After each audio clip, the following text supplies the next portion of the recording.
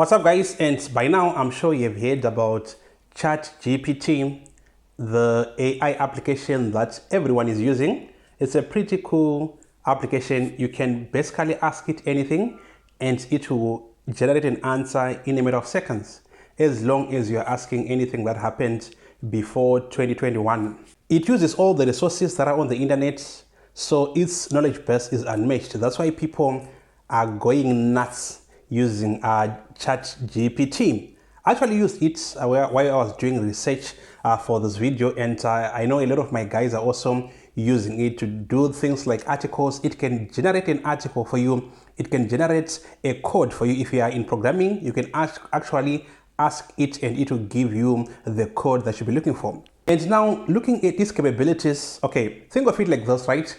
We already have human robots, right? And if we could install such a system in a human robot, that robot can basically do almost all the things that humans can do.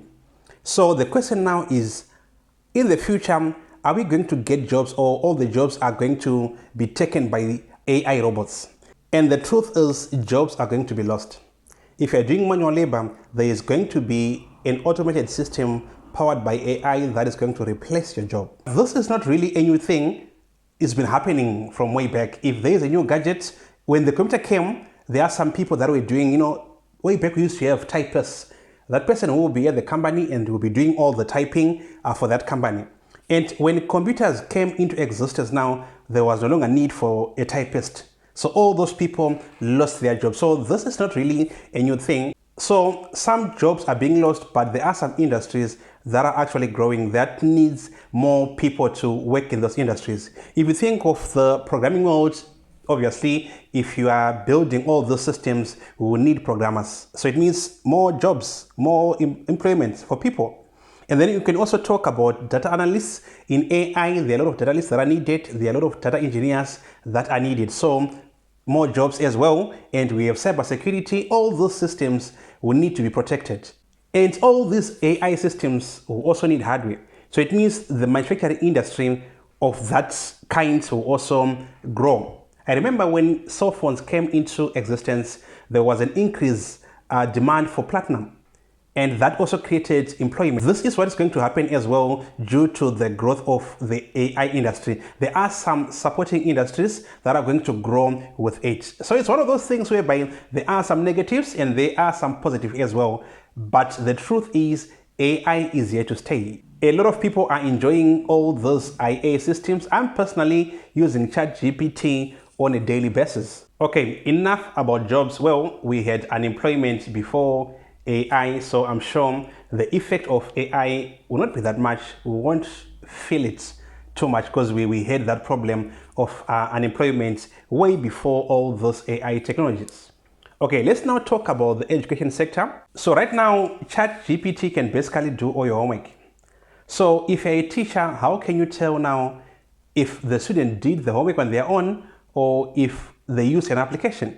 There are a lot of softwares that can be used to check for plagiarism, but with ChatGPT now, with AI, it's a little bit different because the answers that you get will be unique. There won't be any article on the internet that will be looking exactly like the answer that you get on these AI chat boxes. So it means even if you're using a plagiarism software, you won't be able to check, or you won't be able to see if that student has used a chat box or not. But now let me take you back to the 80s where the internet was not really popular. We didn't have internet in our homes, right?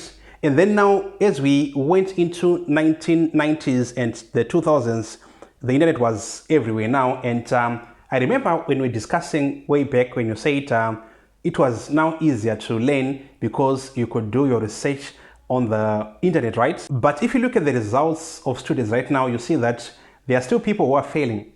Why would they have the internet? Why would they have smartphones that can help them do their research?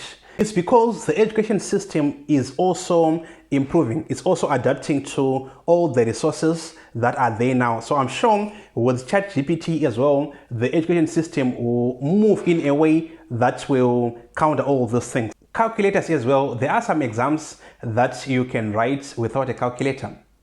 And there are some exams that you write with a calculator. This is because that the non-calculator exams, you are tested on different skill sets and different knowledge, right?